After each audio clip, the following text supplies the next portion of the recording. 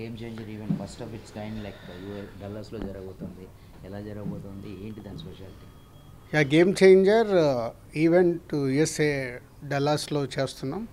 21st evening 6:37కి అక్కడ అమెరికాలో start అవుతుంది. సో 22nd మార్నింగ్ మనకు ఇండియాలో స్ట్రీమింగ్ టైమింగ్ ప్రకారం. సో ఫస్ట్ టైం ఈవెంట్ కాబట్టి మాకు కూడా ఈగర్లీ ఎగ్జైట్మెంట్ ఉంది. సో ఈరోజు ఈవినింగ్ ట్రావెల్ అవుతున్నాం. హీరో, నేను, director and chief guest Sukumar అందరం ట్రావెల్ అవుతున్నాం. సో అక్కడ వెళ్ళి ఈవెంట్ని సక్సెస్ఫుల్గా చేసి మీ అందరికీ అంటే ఒక వావ్ ఈవెంట్ లాగా చూపించాలనే ప్రయత్నంలో ఉన్నాం. సో ఈ సంక్రాంతి దిల్ సంక్రాంతి అని ఇండస్ట్రీ అంతా అంటూ ఉన్నారు. మీకు ఎలా అనిపిస్తుంది? ఈ సంక్రాంతికి 3 సినిమాలు రిలీజ్ కాబోతున్నాయి. గేమ్ చేంజర్ 10th, అలాగే డాకు మహారాజ్ 12th, సంక్రాంతికి వస్తున్నాం 14th. సో న్యాచురల్గా 3 సినిమాల్లో 2 సినిమాలు మా ప్రొడక్షన్ హౌస్ అయితే బాలకృష్ణ గారి సినిమా సితారా, అది కూడా మాదన్నట్టే. సో 3 సినిమాలు అద్భుతంగా ఆడుతాయి అని నమ్ముతున్నాను. సో ఏ జోనర్కి ఆ జోనర్గా ఉంది. సో గేమ్ చేంజర్ ఒక జోనర్లో ఉంటే, ఒక పొలిటికల్ అండ్ సిస్టమ్ మీద ఉంటే, ఒక ఫ్యామిలీ డ్రామాతో పాటు డాకు మహారాజ్ ఒక మాస్ విజువల్స్ కనిపిస్తున్నాయి, ఒక మాస్ సినిమాది. అలాగే సంక్రాంతికి వస్తున్నాం హోల్ ఎంటర్టైనర్. సో 3 ఏ జోనర్కి ఆ జోనర్లో ఉన్నాయి కాబట్టి 3 సినిమాలు సూపర్ హిట్ కావాలి, అవుతాయని ఆశిస్తున్నాను. నిన్న మీ బర్త్డే సందర్భంగానో లేకపోతే మీ బర్త్డే రోజు కోయిన్సిడెన్స్ గాను ప్రమాణ స్వీకారం చేశారు. అండ్ సో దాని గురించి 2 మాటలు. తెలంగాణ ఫిలిం డెవలప్మెంట్ కార్పొరేషన్కి చైర్మన్గా నియమిస్తూ సీఎం రేవంత్ రెడ్డి గారు ఒక 10 days బ్యాక్ అనౌన్స్ చేశారు.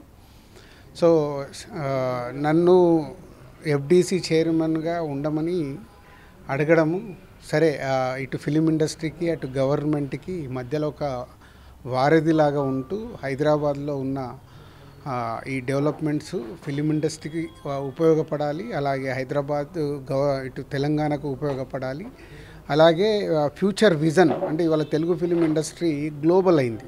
సో మనం లాస్ట్ ఒక 2-3 years నుంచి చూస్తుంటే మన సినిమాలన్నీ పాన్ ఇండియా సినిమాలు అయ్యి గ్లోబల్గా రీచ్ అవుతున్నాయి. నాట్ ఓన్లీ ఇండియా, అదర్ కంట్రీస్కి కూడా రీచ్ అవుతున్నాయి. సో దీన్ని ఇంకా బిగ్గా చేయాలి, అన్ని ఫెసిలిటీస్ పెరగాలి. ఇక్కడ పెద్ద పెద్ద సినిమాలు ఇంకా సులభంగా ఇండియాలో ఉన్న అదర్ లాంగ్వేజ్ వాళ్ళు కూడా హైదరాబాద్లో షూటింగ్ చేసుకోవడానికి వాళ్ళకి కావాల్సిన ఫెసిలిటీస్, ఇటు ఆల్రెడీ తెలుగు సినిమా ఎక్కడో చాలా గ్రో అయి ఉంది. దీన్ని ఇంకా పెద్దగా చేయడానికి అటు గవర్నమెంట్కి ఇటు ఫిలిం ఇండస్ట్రీకి మధ్యలో ఉండి చేయాలని ప్రయత్నం చేసి ఇంకా చాలా చేయాల్సినవి ఉన్నాయి. ఒకప్పుడు మన ఎఫ్డీసీ అని అంటే చాలా ఇటు చిల్డ్రన్స్ ఫిలిం ఫెస్టివల్ కానీ ఇటు అవార్డ్స్ కానీ అవన్నీ ఉండేటి, మెల్లిగా డైల్యూట్ అయ్యాయి. అవన్నీ మళ్ళీ ప్రాపర్గా ఫిలిం ఇండస్ట్రీకి ఒక ఎనర్జీని ఇవ్వాలి, ఒక ఎంకరేజ్మెంట్ని ఇవ్వాలి.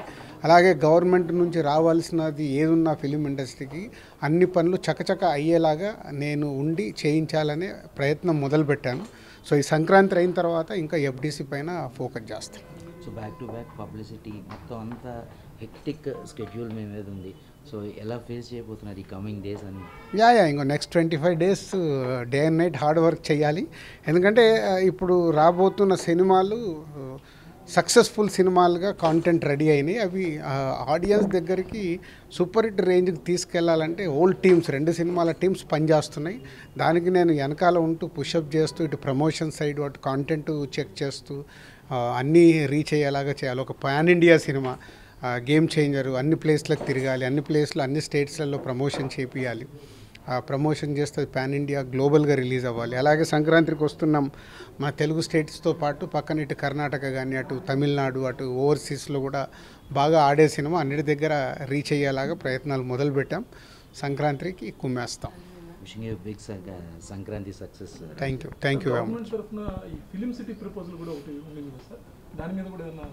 ఆల్రెడీ సీఎం రేవంత్ రెడ్డి గారు అది చెప్పారు నాకు. అంటే రాచకొండ దగ్గర ఏదైతే గవర్నమెంట్ అప్పుడు ఫిలిం ఇండస్ట్రీ కోసము ఒక ప్లేస్ అలాట్ చేసిందో దానిపైన ఫోకస్ చేయాలి, ఫోకస్ చేసి ఇంటర్నేషనల్ లెవెల్లో అక్కడ క్రియేట్ చేయాలనేది సీఎం గారి విజన్. సో ఎఫ్డీసీ చైర్మన్గా నేను చెప్పాను కదా ఇందాక, ఇటు ఫిలిం ఇండస్ట్రీకి ఎలా ఉపయోగపడుతుంది ఈ గవర్నమెంట్ నుంచి చేసుకోవాల పనులన్నీ ఫిలిం ఇండస్ట్రీకి ఉపయోగపడేలాగా చేయాలి. అలాగే తెలుగు సినిమాని ఇంకా పెద్దదిగా చేయాలి. దానికి నేను చైర్మన్గా ఉన్నప్పుడు కావాల్సినవన్నీ చేయాలి. గద్దర్ అవార్డ్స్ కూడా ఎప్పటి నుంచి స్టార్ట్ అవుతున్నాయి? యా, నెక్స్ట్ ఇయర్ నుంచి ఆ అవార్డ్స్ కూడా ఇవ్వబోతున్నారు, Telangana state film Gaddar awards. So అవిటి మీద కూడా కమిటీ ఆల్రెడీ ఉంది. ఆ కమిటీతో పాటు డిస్కస్ చేసి ఫైనల్ చేయాల్సిన థింగ్స్ ఉన్నాయి. ఇంతవరకు ఎఫ్డీసీకి చాలా చాలా పెద్ద పెద్ద అంటే ఎంఎస్ రెడ్డి గారి దగ్గర నుంచి చాలా మంది ప్రముఖులందరూ అంటే ఏపీ ఉమ్మడి ఏపీ దగ్గర నుంచి చేయించారు. అటువంటి బాధ్యత యాక్టివ్గా ఉండే ఫిలిం ప్రొడ్యూసర్గా ఉంటూ మీరు చేయడం అనేది ఏ రకంటే ఒకేసారి మీరు 2-3 సినిమాలు ప్రొడక్షన్ చేస్తారు, ఇన్ని పడవలు ఈ గవర్నమెంట్ బాధ్యత ఎలా మీరు నిర్వహించాలి? అంటే చిరంజీవి గారు నాకు ఒకప్పుడు ఒక పెద్ద మాట చెప్పాడు, రాష్ట్రానికి సీఎం ఉంటాడు, దేశానికి ప్రైమ్ మినిస్టర్ ఉంటారు, వాళ్ళు అన్ని పనులు చేస్తారు కదా. సో చేశారంటే మనం కూడా ప్లాన్డ్గా పనులు చేస్తే పెద్ద కష్టమేం కాదని ఎందుకో ఒకరోజు జనరల్ టాపిక్లో చెప్పాడు. అది నా మైండ్లో ఉండిపోయింది. అంటే నేను ఒక్కొక్క సినిమా తీసినప్పుడు బాగా తీస్తున్నాను అనుకునేవాడిని. అలాగే 4 సినిమాలు తీసినప్పుడు తీయగలిగాను, ఒక సంవత్సరం 6 సినిమాలు చేయగలిగాను. ఇన్ని చేయగలిగినప్పుడు లీడర్షిప్ కరెక్ట్గా ఉంటే ఎన్ని పనులైనా చేయొచ్చు. దానికి కూడా లీడర్షిప్నే లాగా టీముని తయారు చేసి చేస్తాం. స్టూడియో పెట్టే ఆలోచన కూడా మీరు ఏమైనా ప్రత్యేకంగా ఉంది అంటే మీరు ఆల్రెడీ ఎగ్జిబిటర్ అంటే ఇప్పుడు ఈ 2 ఇయర్స్లో నేను స్టూడియో గురించి చైర్మన్గా ఉండి ఆలోచించాను. అది మా కంపెనీ నుంచి CEO వస్తున్నాడు, సో వాళ్ళు చూస్తారు. మాకు ఒక దగ్గర ప్లేస్ ఉంది, దాంట్లో స్టూడియో అనుకున్నాము. బట్ ఇప్పుడు ఎఫ్డీసీ చైర్మన్గా ఉన్నప్పుడు నా కోసం కాదు, నలుగురికి ఉపయోగపడే పనే చేయాలి, నేను అదే చేస్తాను. అన్ని పెద్ద సినిమాలాగే దానికి ఉంటుంది. తప్పకుండా 2 రాష్ట్రాల్లో పక్కాగా ప్లాన్ చేసి చేస్తాం.